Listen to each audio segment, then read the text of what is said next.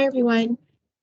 This is the first video in a series of documentation videos where we're going to give helpful tips on writing accurate medical records and narrative writing. We will review actual PCRs and areas for improvement. We have an overall goal of improving documentation on a whole and helping to show why it's so critical to paint the picture on your calls. In quality review, your documentation is what is looked at so much. So in this video, we're going to do a quick review on why we do quality assurance, the EMS captain's involvement, and explain our QA process. So what is QA/QI and why is it important? Well, it's led by the Florida state statute for the medical directors that they should have an established QA committee to review quality assurance for all the EMTs and paramedics that operate under his supervision. Sarasota County policies 021 and 022 outline the processes and remediation plans if necessary.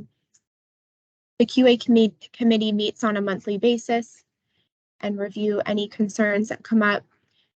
First, they look at if there truly was a violation in protocol, and if so, is it isolated to the individual, or is it because maybe there was a new piece of equipment, maybe a misunderstanding in protocol? Really try to understand the thought process and where the error occurred. Second, is this a system issue where there needs to be more training or protocol change? And then lastly, and rarely, is there disciplinary findings such as negligence that needs to be reported? So I want to emphasize that QA/QI does not handle disciplinary issues. So QA versus CQI, these terms are thrown around. And what's the difference? QA, or quality assurance, in short, looks at the individual, while CQI, continuous quality improvement, looks at the system. QA ensures the individual is following protocol, meeting the standards required by the regulatory and accrediting bodies, may monitor the compliance through periodic documentation audits. The QA is driven by the EMS captains and quality coordinator, and again, is non-punitive. It's an activity that is a part of QI, and it's needed to establish the confidence that performance is at a high standard. So each shift, the captains review the charts and narratives.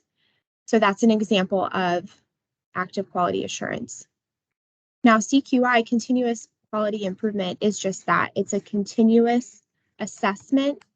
It could be retrospectively, in real time, or even in the future, looking at the whole system. This is driven by the medical director and again is non-punitive. Focus is on that system first and does not want to focus blame. It wants to aim to ensure that the policies, procedures, and protocols make sense and that they evolve to meet the needs of the patient and community. Empowerment of the frontline personnel to be active in the process of change is a real goal of CQI, and recognizing that what you do out in the field really makes a difference. So the EMS captains historically, well, first and foremost, they are your resource. Use them, reach out to them, call them with any questions, especially if you're unsure of how to document something. But historically, they've asked for statements, and moving forward, they will still meet with you. They'll want to understand your thought process in the call so that they're able to gather any information that maybe was left out of the documentation.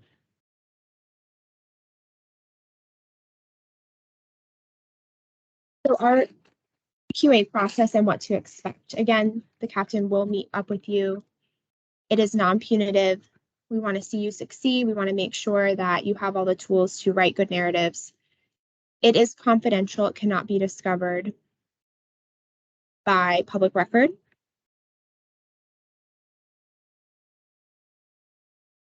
So once formal review has been conducted on the monthly QA committee, if a remediation is determined by the medical director and EMS chief, that will be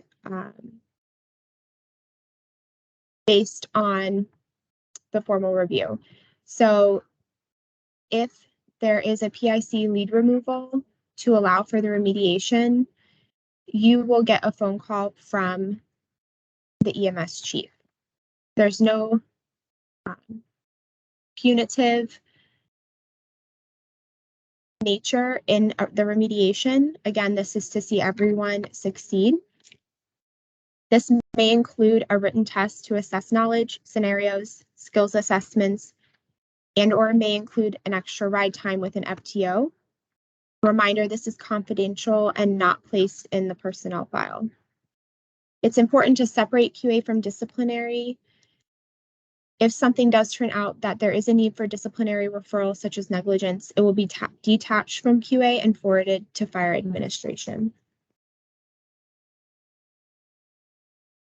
So the last thing that I wanted to go over is, where do these QA reviews come from?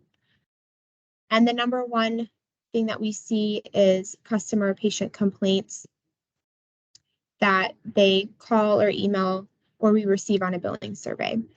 The second way that we come across QAs is through an interagency resource hospital request, or a nursing home or an agency such as First Step reach out to us with a concern.